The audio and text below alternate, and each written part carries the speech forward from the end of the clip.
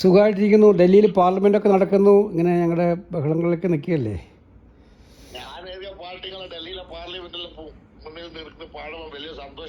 തീർച്ചയായിട്ടും നമ്മുടെ നാട്ടിൽ എല്ലാ കാലത്തും നമുക്കെല്ലാവർക്കും അറിയാമല്ലോ, അത് കുഞ്ഞൻ നമ്പ്യാരുടെ കാലഘട്ടം മുതൽ തന്നെ ഭരിക്കുന്നവരായാലും തലപ്പത്തിരിക്കുന്നവരായാലും അവരുടെ ചെയ്തികൾക്കെതിരായിട്ട് ആക്ഷേപഹാസ്യമായിട്ട് പാട്ടുകൾ ഉണ്ടാവാറുണ്ട്, ഓട്ടംതുള്ളൽ ഉണ്ടാവാറുണ്ട്, സാഹിത്യരചനകൾ ഉണ്ടാകാറുണ്ട്, നാടകങ്ങൾ ഉണ്ടാകാറുണ്ട്.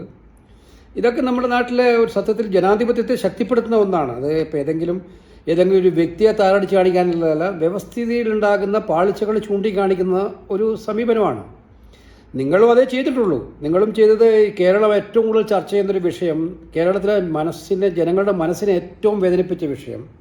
അതിപ്പം അയ്യപ്പൻ്റെ അമ്പലത്തിൽ പോകുന്നവർ മാത്രമല്ല, കേരളത്തിലെ വിശ്വാസ സമൂഹം ആകമാനം വിഷമിച്ചൊരു വിഷയം എടുത്തിട്ട് നിങ്ങളത് വളരെ ആക്ഷേപഹാസ്യമായ രീതിയിൽ അതിമനോഹരമായിട്ടുള്ളൊരു പാട്ടാക്കിയത് മാറ്റി. അപ്പോൾ ജനഹൃദയങ്ങളിൽ അത് സ്വാധീനിച്ചിട്ടുണ്ടാവും, അല്ലെങ്കിൽ അത് ജനഹൃദയങ്ങൾക്ക് ഇഷ്ടപ്പെട്ടിട്ടുണ്ടാവും ആ പാട്ട്. എനിക്ക് മനസ്സിലാവുന്നില്ല, അതിന് മാത്രം കേസെടുക്കാൻ മാത്രം ഈ നാട്ടിൽ എത്ര ക്രിമിനലുകൾ വിളഞ്ഞാടുന്നുണ്ട് നമ്മുടെ നാട്ടിൽ. ഓരോ ദിവസവും നമ്മൾ വാർത്ത കേട്ടാൽ മയക്കുമരുന്നും മദ്യവും ഒക്കെ തന്നെ കൂടി ജനങ്ങളുടെ ജീവനും സ്വത്തിനും വിലയില്ലാതെ എത്രയുണ്ട്. അവർക്കൊന്നും കേസെടുക്കാത്ത പോലീസ്. ഇതൊരു മഹാപരാധമാണ്. സത്യത്തിൽ നടക്കുന്ന ഒരു കാര്യത്തെ ആക്ഷേപഹാസ്യത്തിലൂടെ ചിത്രീകരിച്ചൊരു പാട്ടാക്കി മാറ്റിയതിനെ, ഇങ്ങനെ ഒരു പാരഡിയെ അതിൽ കേസെടുക്കുക. എനിക്ക് മനസ്സിലാവുന്നില്ല ഏത് ലോകത്താണ് ഇവരൊക്കെ ജീവിക്കുന്നത്. ഇത് എനിക്ക് മനസ്സിലാകുന്നില്ല. അതിന് നിങ്ങൾ ഭയപ്പെടേണ്ട കാര്യമില്ല. കേരള സമൂഹം നിങ്ങളുടെ ഒപ്പമുണ്ട്, ഞങ്ങളെല്ലാം നിങ്ങളുടെ ഒപ്പമുണ്ട്.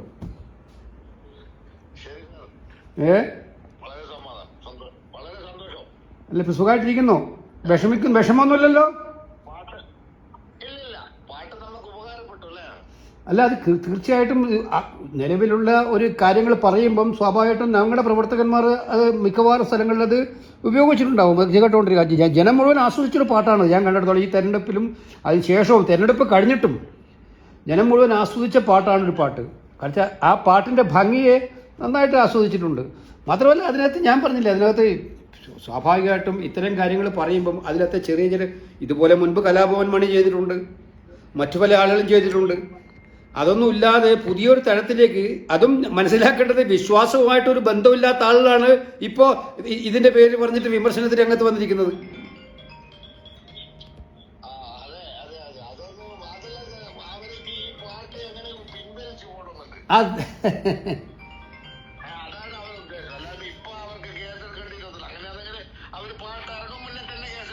അല്ലേ, അതായിരുന്നു മനസ്സിലാവേണ്ടത്.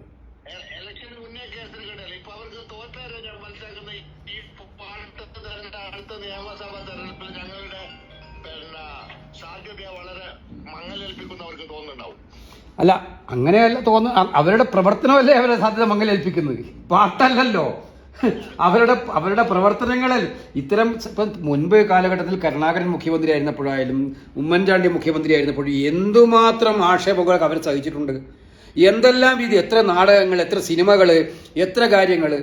അപ്പോൾ ഇതൊന്നും സഹിക്കാൻ പറ്റാത്തവരായിട്ട് ഇവർ നിൽക്കുമ്പോൾ എനിക്ക് മനസ്സിലാവുന്നില്ല എങ്ങോട്ടാണ് അവർ പോകുന്നത്.